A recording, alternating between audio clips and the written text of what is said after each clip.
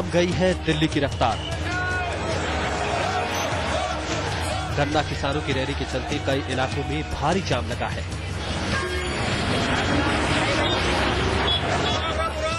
Rally के बाद लौट रहे किसानों के जत्थे पूरे कनॉट प्लेस में भर गए हैं। भारी भीड़ की वजह से जनपद के दुकान समय से पहले ही बंद हो गए। रैली की वजह से राजधानी के कुछ रास्तों पर ट्रैफिक जाम जैसी हालत हो गई। इनमें शांतिवन से राजघाट और राजघाट से दिल्ली गेट का इलाका शामिल है। सुभाष मार्ग से दिल्ली गेट के रास्ते पर भी ट्रैफिक बेहाल रहा। 1.5 घंटे पौने 2 घंटे से यहाँ खड़े हैं, क्या हो रहा है? ऐसे कुछ हल होना, ये सब होना चाहिए, तो इसका एक स्पेशल स्पॉट होना चाहिए। किसानों की रैली की वजह से दिल्ली दिन भर जाम से जूझती रही। दिल्ली की मुश्किलें शाम को और बढ़ गई जब दफ्तर और दुकानों से लोग घर लौटने लगे। नितिन जैन, दिल्ली आज तक।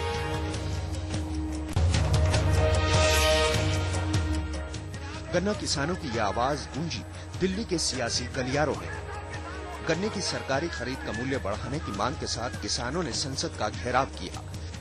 किसानों की इस महारैली में देश भर से करीब 15,000 किसान आए।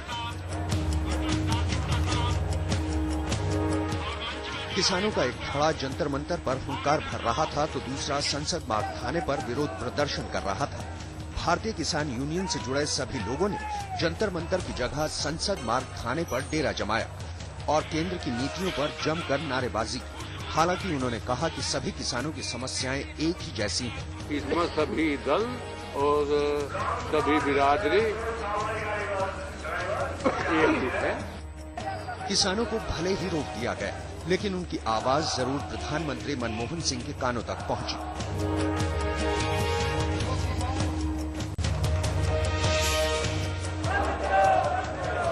संसद के शीतकालीन सत्र का आगाज हंगामे के साथ हुआ।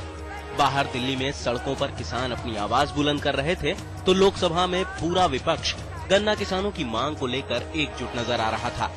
समाजवादी पार्टी के अध्यक्ष मुलायम सिंह यादव ने जहां प्रधानमंत्री और कृषि मंत्री पर निशाना साधा, वहीं विपक्ष का आरोप था कि सरकार किसानों के साथ अन्याय कर रही है। प्रधानमंत्री के अलावा जितने मंत्रिमंडल में हैं वो भी दोषी। हम लोग ये चाहते हैं कि जो गन्ना कंट्रोल ऑर्डर का संशोधन हुआ है उसे सरकार वापस ले। विपक्ष के कड़े तेवर को देखते हुए केंद्र ने इस मामले पर पुनर्विचार करने का भरोसा दिलाया है। पूरी कवायद है केंद्र सरकार को घेरने की। मुद्दा किसानों का है, इसलिए तमाम विपक्षी दलों ने भी हाथ मिला लिया है। जाहिर है केंद्र सरकार की अग्नि परीक्षा शुरू हो चुकी है, क्योंकि गन्ने की कीमतों में छिपा है यूपी का vote bank politics. Reema Parashar के साथ अमिताभ सिन्हा, दिल्ली आज तक। दिल्ली की सड़कों पर फूटा उत्तर भारत के किसानों का ये गुस्सा।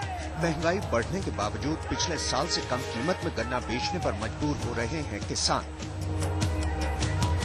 अभी तक गन्ना खरीद का सरकारी मूल्य एमएसपी और एएसपी से तय होता था, यानी केंद्र और राज्य दोनों मिलकर तय करते थे गन्ना की सरकारी खरीद का मूल्य।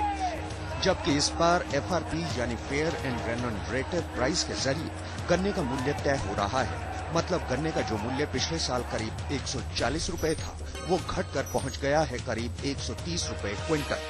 किसानों के गुस्से की सबसे बड़ी वजह यही है। दरअसल किसानों को इससे जुड़ी काफी शिकायतें हैं। किसानों ने साफ कर दिया है कि जब तक उनकी मांगों पर गौर नहीं किया जाता, वो गन्ना नहीं बेचेंगे। हालांकि सरकार के नरम रुख से किसानों में खुशी की लहर जरूर दौड़ गई है। नितिन जैन के साथ आशीष जोशी, दिल्ली आज तक। गोवा में फिर सज रहा है फिल्मों का मेला। 23 नवंबर से यहां शुरू हो रहा भारत का अंतर्राष्ट्रीय फिल्म फेस्टिवल। लेकिन समारोह शुरू होने से पहले ही इस पर मंडराने लगा है लश्कर-ए तैयबा के हमले का खतरा। गृह मंत्रालय ने एक अलर्ट जारी कर गोवा सरकार को इस साजिश की जानकारी दी है। गृह मंत्रालय के सूत्रों के मुताबिक मैंगलोर से कुछ आतंकी गोवा पहले ही पहुंच चुके हैं और ये सभी लश्कर के स्थानीय मॉड्यूल हैं। केंद्र की तरफ से अर्धसैनिक बलों की 4 कंपनियां गोवा भेजी जाएंगी। मशहूर बीचों पर 3 टायर सुरक्षा बंदोबस्त होंगे तो आयोजन स्थल से सटी मांडवी नदी पर कोस्ट गार्ड और रिवर पेट्रोलिंग टीम तैनात होगी। नामी हस्तियों की सुरक्षा में कमांडो को तैनात किया जाएगा। इनके लिए बुलेट प्रूफ गाड़ियों का इंतजाम किया जाएगा। साथ ही केंद्र की तरफ से अर्धसैनिक बलों के अलावा क्विक रिएक्शन टीम भी होगा। तमाम फिल्म फेस्टिवल और जगहों की निगरानी कमांडो के जिम्मे होगी। कैमरामैन अजय सिन्हा के साथ शमशेर सिंह, दिल्ली आज तक।